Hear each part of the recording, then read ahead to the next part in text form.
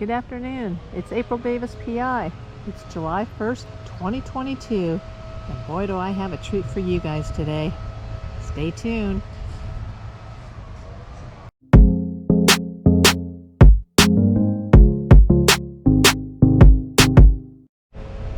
Well friends, I've been wanting to make this video for a very long time. But with the date being July 2nd as of tomorrow, this is the perfect time for this. Something very important happened in the world in July 2nd, 1937.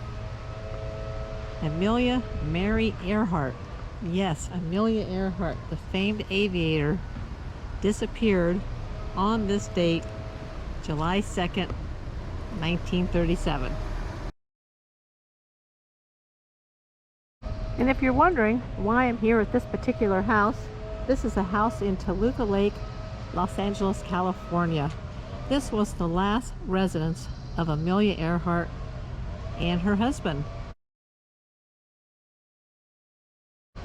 Apparently, this tree right here in the front yard was a tree that used to have a bench underneath it, and apparently this is where they planned her final trip around the world. She had made another attempt and not made it, and left to go around the world. Was on the last leg of her trip. She was going from Lae, New Guinea to Howland Island, and apparently due to navigational errors never found Howland Island with her navigator Fred Noonan, so they may have turned to the right at 45 degrees, and it's not been proven, but I really truly believe that she landed at Mororo Island, which was then known as Gardner Island. That was back on July 2nd, 1937. That island now is part of the country of Kiribati. I believe it's called the Republic of Kiribati. It is no longer referred to as Gardner Island. It is Mororo. It's in the South Pacific, very remote. It's uninhabitable. We did have some Coast Guard presence there temporarily in the past, but they just could never make that island inhabitable. And there is a lot of evidence over the years, the points that she landed there. There was even a little girl in Florida across the world who heard her say on the radio, "This is Amelia Earhart, and I'm on an island, and I don't know the name of the island."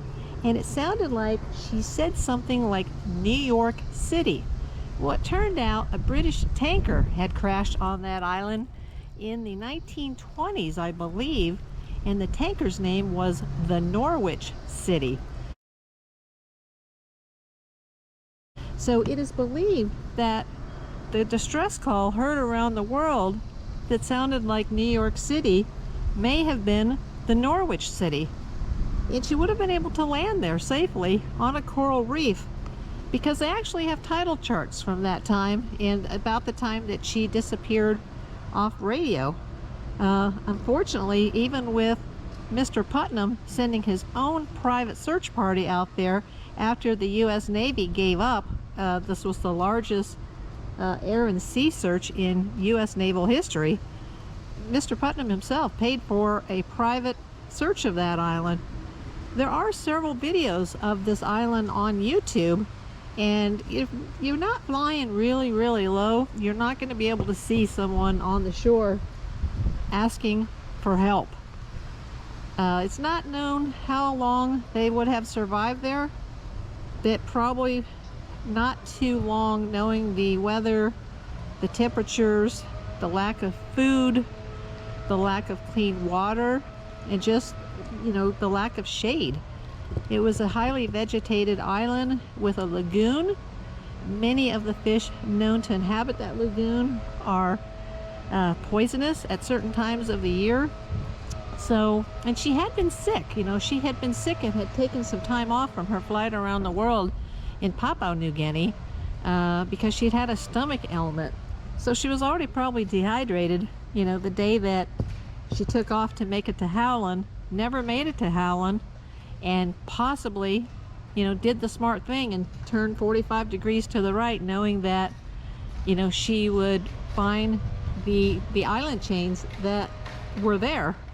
And she probably did. I really don't think that she ran out of gas and crashed at sea, but we'll never know. But they have found some pieces of glass from that location that matches the freckle cream that she used. Yes, she was fair-skinned with a Northwest European background, much like myself, much around the same height, 5'7".